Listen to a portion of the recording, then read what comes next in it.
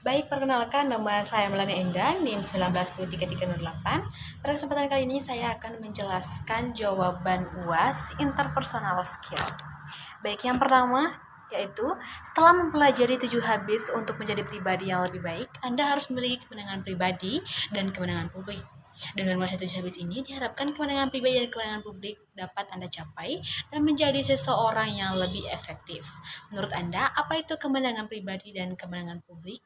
Berikan contoh jelas mengenai jawaban Anda tersebut.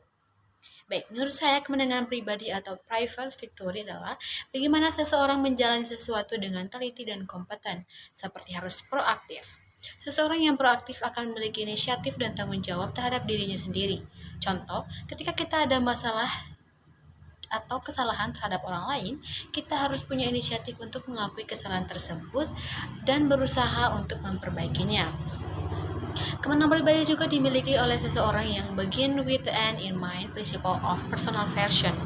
Seseorang yang akan memulai hari-harinya dengan gambaran, bayangan, atau paradigma di hari-hari berikutnya. Jadi, punya konsekuensi yang harus disiapkan. Misalnya, seseorang yang selalu punya jadwal kegiatan setiap hari, di mana dia sudah memiliki arah untuk kegiatan selanjutnya. Jadi intinya, seseorang yang memulai dengan tujuan akhir adalah seseorang yang memulai dengan pengertian yang matang akan tujuan-tujuan hidupnya. Lalu, dia harus mendahulukan yang utama. Misalnya, ketika ada tugas yang mendesak, maka harus segera mengerjakannya, jangan malah menundanya. Lalu apa itu kemenangan publik? Kemenangan publik adalah berpikir menang-menang yang berarti kesepakatan atau solusi yang memberikan keuntungan dan kepuasan timbal balik atau disebut alternatif ketiga. Jadi bukan jalan Anda atau jalan saya, melainkan jalan yang lebih baik untuk kita. Contoh, ketika sedang berdiskusi dengan rekan kita, di mana kita mempunyai argumen yang berbeda, tetapi ketika kita berpikir menang-menang, maka akan muncul ide baru yang akan dijalankan bersama. Lalu harus bisa mengerti terlebih dahulu baru bisa dimengerti, dan harus bersinergis, artinya kita harus cekatan dan mengayomi semua hal. Baik, yang kedua, 7 habits adalah dasar Anda untuk menjadi pribadi yang lebih efektif dari sebelumnya. Oleh karena itu, 7 habits ini sangat penting dijalankan dalam kehidupan sehari-hari. Berikan contoh sederhana yang Anda bisa sebutkan untuk masing-masing habits. Baik, contoh-contoh yang bisa diterapkan dalam 7 habits dalam kehidupan sehari-hari saya. Yang pertama, kita mulai dengan kemenangan pribadi, yaitu proaktif, mulai dengan tujuan akhir, dan dahulukan yang utama. Contoh adalah ketika saya dipercaya menjadi penanggung jawab acara dalam sebuah event, maka saya harus lebih inisiatif dalam mengemban tugas. Misalnya, harus membuat rundown acara dengan teliti agar bisa berjalan dengan baik. Lalu saya harus memulai dengan tujuan akhir. Contohnya di sini saya harus membuat timetable untuk acara yang akan datang. Jadi saya punya persiapan untuk menuju kesuksesan di puncak acara. Dan saya selalu mendahulukan yang utama, seperti menyiapkan acara di awal seperti pembukaannya, pembentukan kepanitiaan, dan lain-lain demi terciptanya kesuksesan di puncak acara. Berikutnya, kemenangan publik. Berpikir menang-menang, berusaha mengerti orang lain, sinergi, dan asa gergaji.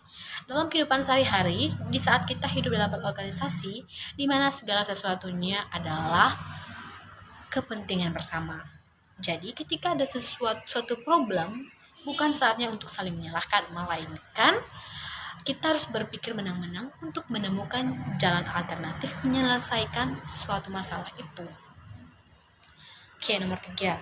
Menurut Anda, setelah mengikuti mata kuliah interpersonal skill yang berdasarkan pada buku Stephen R. Covey, 7 Habits of Highly Effective People, hal penting apa yang dapat Anda dapatkan untuk kehidupan Anda di masa yang akan datang? Oke, baik. Setelah mempelajari interpersonal skill, ada banyak hal penting yang saya dapatkan, yaitu 7 Habits of Highly Effective People.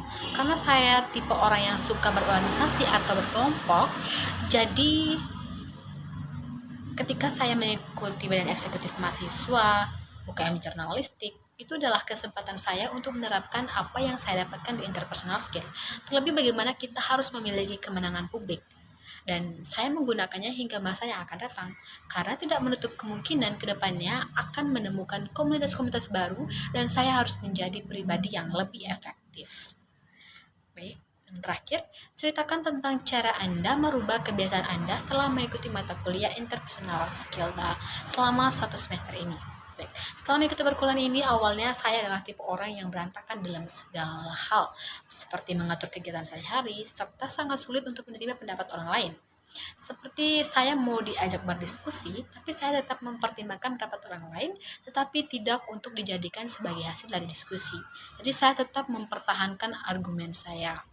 Itu adalah awalnya. Setelah saya mempelajari mata kuliah ini, saya lebih terarah di mana saya sudah cukup proaktif.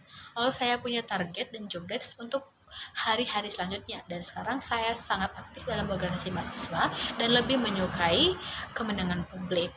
Oke, jadi saya lebih sudah bagaimana apa yang harus saya dahulukan dan mana yang harus saya singkirkan dulu atau kedepankan dulu. Baik, sekian dari saya. Jika ada salah kata, mohon maaf dan pamit. Terima kasih.